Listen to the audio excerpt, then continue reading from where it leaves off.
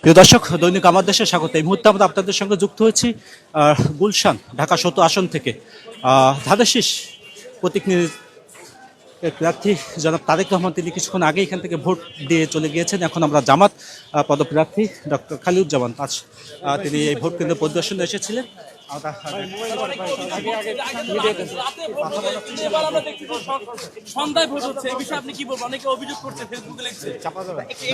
আপনারা মিডিয়ার মাধ্যমে সেটা দেখেছেন, এটাই দেখেন। আমরা নতুন করে কিছু বলতে চাচ্ছি না।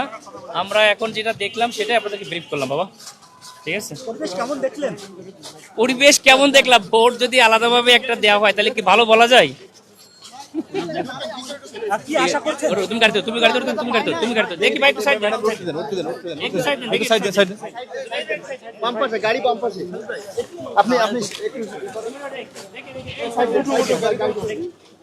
দেখতে পাচ্ছেন তার সহধর্মিনী, তাকে নিয়েই তিনি কিন্তু এই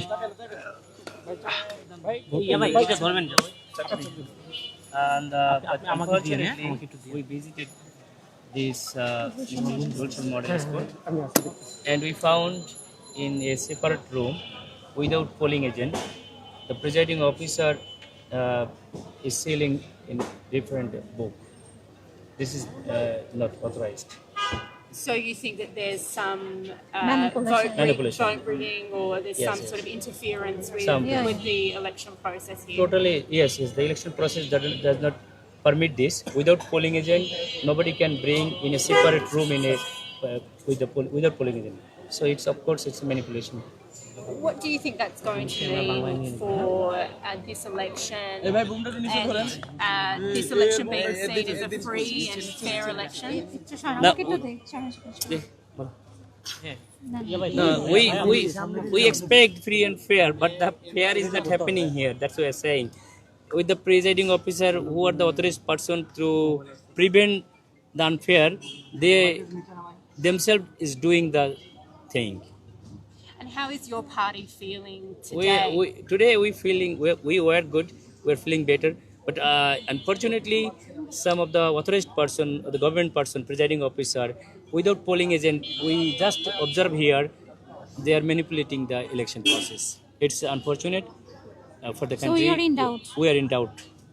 Thank you so Thank much. you so much. Khalid ভাই একটু এদিকে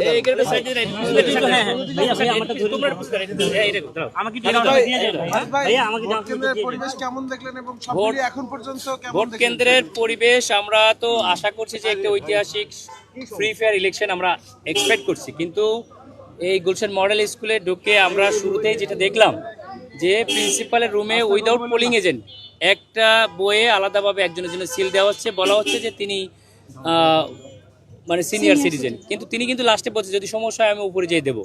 তো এখানে পোলিং এজেন্ট ছাড়া তো একটা বই নিয়ে এইভাবে এসে সিল মারার কোনো নিয়ম তো নাই। পুলিশও বলছে আপনারা কি পারমিশন দিয়েছেন, বলছেন না আমরা এটা পারমিশন দিয়ে নাই। এটার বেশি কিছু আমরা বলতে পারছি না, আমরা একটু পরে এটা লিখিত কমপ্লেইন করবো ইলেকশন কমিশনে, ঠিক আছে? সো এটা ইন্ডিকেট করে যে এরকম যদি ম্যানিপুলেশন হয় তাহলে তো প্রি ফেয়ার কেমনে হয়। এখানে আমরা দেখলাম সব জায়গায় তো আমরা যেতে পারছি না, এখানে এসেই আমরা দেখলাম এটা আর কি। সব মিলিয়ে তো অভিযোগ করছেন। এটা অভিযোগ কেন করবো না ভাই, এটা তো কোনো কোশ্চেন হয় না। দেখছেন তো আপনারা, এটা যদি হয় তাহলে অভিযোগ কেন হবে না? যদি আলাদাভাবে তারা একটা কেন্দ্র একটা রুমে যে সিল মারে এটা অভিযোগ হবে না? এটা কোশ্চেন করা লাগে? যদি আপনারা এরকম ম্যানিপুলেশন দেখেন ইসিতে তো নিশ্চয়ই, ইসিতে তো অবশ্যই জানাচ্ছি, আপনাদের মাধ্যমে জানাচ্ছি, আপনারা তুলে ধরেন এটা। এটা তো প্রিজাইডিং অফিসারকে তো জানানো মানে কি, তাকে বলছি তাদের শাস্তির আওতায় আসা উচিত। ঠিক আছে, ঠিক আছে, ঠিক আছে, ঠিক আছে, ঠিক আছে প্রেসিডেন্ট, আমার ছোটটা ঠিক আছে, গাড়ি ধরে দেন, ঠিক আছে, ঠিক আছে, আসেন আসেন। ম্যাডাম কেমন দেখলেন? যেটা প্রার্থী বলেছে সেটাই আমরা দেখেছি। ধানের শীষে জার্সি পরে লোকজন ঢুকে যাচ্ছে। আর দরকার নেই, রাস্তা বন্ধ। এই ওটা তোমরা ওটা দেরি করো।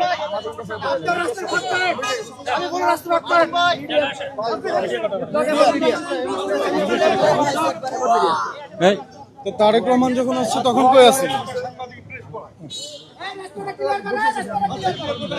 দেখতে পাচ্ছেন ডক্টর খালিলুজ্জামান, তিনি এই এখানে মিডিয়ার সঙ্গে কথা বলছিলেন এবং অন্যদিক থেকে বেশ কিছু মানুষ তারা কিন্তু উত্তেজনামূলক কথা বলছিলেন। আমরা সরাসরি দেখানোর চেষ্টা করছিলাম আমাদের ফেসবুক লাইভ থেকে। তিনি গণমাধ্যম কর্মীদের সঙ্গে কথা বলছিলেন, আমরা দেখানোর চেষ্টা করছিলাম তিনি গণমাধ্যম কর্মীদের সঙ্গে কথা বলছিলেন এবং আমরা তিনি গাড়ি ভেতরে উঠে গিয়েছেন।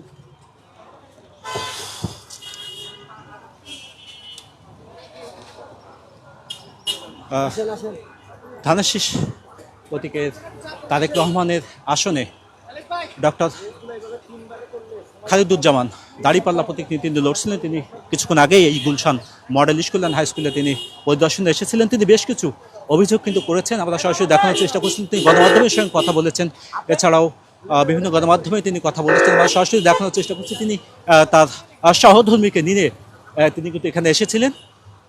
তিনি বের হয়ে যাচ্ছেন, আমরা দেখতে পাচ্ছেন তার যে বহনকারী যে গাড়িটি, তিনি বের হয়ে যাচ্ছেন। ডক্টর খালিদুজ্জামান জামাত সমর্থিত প্রার্থী, একটি গুরুত্বপূর্ণ একটি আসন, সেই আসনেই কিন্তু তিনি প্রতিদ্বন্দ্বিতা করছেন তারেক রহমানের সঙ্গে। দর্শক, এই ছিল আমাদের কাছে সর্বশেষ তথ্য। আমরা আবারও যুক্ত অন্য কোনো খবর নিয়ে, এতক্ষণ আমাদের সঙ্গে থাকার জন্য ধন্যবাদ। আল্লাহ হাফেজ।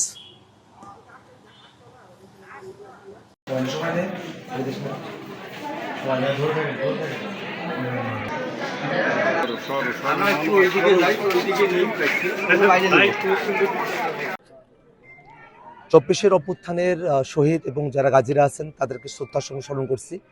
তাদের আত্মত্যাগের মধ্য দিয়েই আমরা এই নতুন বাংলাদেশে আজকে ভোট গ্রহণের মতো একটা সুযোগ বাংলাদেশের জনগণ পেয়েছে। আমরা তাদেরকে কৃতজ্ঞতার সাথে স্মরণ করছি।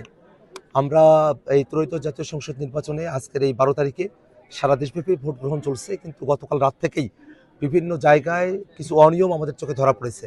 মারামারির মতো ঘটনা ঘটেছে, বিভিন্ন জায়গায় অনেক হেনস্থা করা হয়েছে, মারধর করা হয়েছে। শাপলাকলির সমর্থক, দাঁড়িপাল্লার সমর্থক যারা আছেন, 11 দলের সমর্থকদের উপরে হুমকি ধামকি, মারামারি, রক্তপাত ঘটানো হয়েছে। এই বিষয়গুলো আমাদেরকে নানাভাবে আমাদেরকে শঙ্কিত করে তুলছে। তবে আজকে সকালবেলা আমার মাকে কেন্দ্রে নিয়ে আসা, আমার মা আমাকে ভোট প্রদান করেছেন, এটা দেখাটা একজন সন্তান হিসেবে আমার জন্য খুবই আনন্দের একটা বিষয়। তেমনইভাবে এই রংপুর 4 কাউনিয়া পীরগাছা আসনের যারা ভোটাররা আছেন তারাও শাপলাকলি মার্কায় ভোট দিবেন এবং দিন শেষে শাপলাকলি মার্কা সকল প্রতিকূলতাকে অতিক্রম করে বিজয়ী হবে, এই প্রত্যাশাই করছি আমরা। ভোটের পরিবেশ এবং আইন শৃঙ্খলা পরিস্থিতি কেমন দেখছেন? ভোট কতটা নির্বিঘ্ন হতে পারে বলে আপনার কাছে মনে হয়? আমরা প্রশাসনের দুর্বলতা খেয়াল করছি। আমরা খেয়াল করে দেখছি যে অনেকগুলো জায়গাতেই আমাদের এই আসনেও আমাদের যখন ভোটের কার্যক্রমগুলো চলছিল প্রচারণা, আমাদের নারী কর্মীদেরকে হেনস্থা করা হয়েছে। গতকাল আমাদের একজন নারী কর্মী স্কার্ফ খুলে নেওয়া হয়েছে, আমাদের মাইক কেড়ে নেওয়া হয়েছে, আমাদের নামে মিথ্যা গুজব রচানো হয়েছে, নানা ধরনের হুমকি ধামকি দেওয়া হয়েছে, আমাদের একজন কর্মীর মাথা ফাটানো হয়েছে এর আগেই। এই সব যে ঘটনাগুলো ঘটছে সব কিছু মিলিয়ে আমাদের কাছে মনে হয় যে প্রশাসন এখনো পর্যন্ত খুবই দুর্বলভাবে তাদের কার্যক্রমগুলো পরিচালনা করছেন। এই দুর্বলতা নিয়ে সারাদিন যদি চলতে থাকে সেক্ষেত্রে ভোটের ফলাফল নিয়ে একটা আশঙ্কার জায়গা তৈরি হবে, সুষ্ঠু ভোট নিয়ে একটা আশঙ্কার জায়গা তৈরি হতে পারে। সেক্ষেত্রে আমরা প্রশাসনকে আজকের দিনে সর্বোচ্চ সতর্ক থেকে সাহসিকতার সাথে এবং সমস্ত প্রতিকূল পরিবেশগুলোকে মোকাবেলা করে যাতে তারা একটা সুষ্ঠু ভোট আয়োজন করতে পারেন, সেজন্য আমরা তাদের প্রতি আহ্বান জানাই। একই সাথে আমরা যারা 11 দলের নেতাকর্মীরা আছি, শাপলাকলির নেতাকর্মীরা আছি, আমরা প্রশাসনকে আশ্বস্ত করতে চাই যে কোনো ধরনের বিপদে বাংলাদেশের জনগণ আপনাদের নিরপেক্ষ ভূমিকা যদি থাকে আপনাদের সাথে অবশ্যই থাকবে।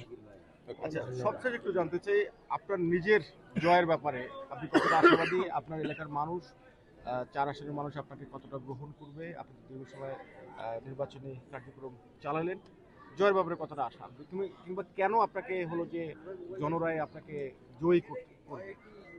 শাপলাকলি মার্কার একটা জোয়ার তৈরি হয়েছে রংপুর 4 আসনে এবং এটা এতটা পর্যায়ে যেখানে প্রতিদ্বন্দ্বিতা হবে ঠিকই, কিন্তু দিন শেষে জনগণ শাপলাকলি মার্কাকেই বেছে নেবে। শুধু মার্জিনাল লাইনে না, আমরা আশাবাদী যে একটা বৃহৎ ব্যবধানে আজকে শাপলাকলি মার্কা রংপুর 4 আসনে জয়যুক্ত হবে ইনশাল্লাহ। কেন কি কারণে বেছে নেবে? আমি এ মাটির সন্তান, আমি যেখানে দাঁড়িয়ে আছি এটা আমার শৈশব কৈশোরের বেড়ে ওঠার স্থান, এই ভাইরহাট, যেটা কাউনিয়া এবং পীরগাছার একেবারে মধ্যবর্তী একটা জায়গা। তিস্তা নদীর কোল ঘেঁষে আমাদের এই অঞ্চল। আমরা দীর্ঘ সময় ধরে আমাদের এই অঞ্চলের জন্য কাজ করেছি, আমরা দীর্ঘমেয়াদী পরিকল্পনা করছি আমাদের এলাকার জন্য। আমরা এলাকার মানুষকে সাথে নিয়ে আমরা সামনে থেকে এগিয়ে যেতে চাই। তারুণ্যের প্রতি, নতুন বাংলাদেশের প্রতি আমাদের যে কমিটমেন্ট, সেই কমিটমেন্টের প্রতি এখানকার কৃষক, শ্রমিক, শিক্ষিত, স্বশিক্ষিত, হিন্দু, মুসলমান, নারী, পুরুষ সকল শ্রেণী পেশার মানুষ, এমনকি শিশু থেকে বৃদ্ধ পর্যন্ত সকলেই আসলে শাপলাকলির পক্ষে একটা জোয়ার তৈরি করেছেন, নিজের মতো করে তারা গল্প করছেন। কত মানুষ এখনো পর্যন্ত আমাকে অনুদান দিয়েছেন। আপনারা অবাক হবেন যে আমার ব্যাংক অ্যাকাউন্টে, আমার বিকাশে এবং নগদে 27 লক্ষের উপরে টাকা অনুদান এসেছে। এবং এই কাউনিয়া পীরগাছার মানুষেরা বিভিন্নভাবে আমাকে যে অনুদানগুলো দিয়েছেন, আমার হাতে 500 টাকা, 50,000 টাকা, 10 টাকা, 20 টাকা করে যে অনুদানটা দিয়েছেন কাউনিয়া পীরগাছার মানুষেরা, সেটার পরিমাণে 23.5 লক্ষ টাকার উপরে। এই যে মানুষের তরফ থেকে একটা হিউজ যে সমর্থন, আমাদের যারা ভোট কেন্দ্রের আশেপাশে যে অফিসগুলো নিতে হয়েছে, সেগুলো জনগণ তাদের মতো করে নিয়েছেন, তাদের মতো করে প্রচারণা করেছেন। এবং আমরা খুবই আশাবাদী। আমি বারংবার আমার এই এলাকার মানুষকে বলেছি যে আমি কোটি টাকা দিয়ে ভোট করতে পারবো না, সেটা উচিত না। আমাকে ভোট করতে হবে এই আসনের মানুষের কথায় এবং গল্পে। এবং আমরা যত জায়গায় গিয়েছি, মানুষেরা শাপলাকলির পক্ষে একটা গল্প তুলেছেন। এবং সব থেকে বড় ব্যাপারটা হলো শাপলাকলি মার্কা এইবারের যে ব্যালট পেপার, সেখানে 1 নম্বর মার্কা, এবং ভোটের দিক দিয়েও 1 নম্বর, জয়ের দিক দিয়েও 1 নম্বর হবে ইনশাল্লাহ।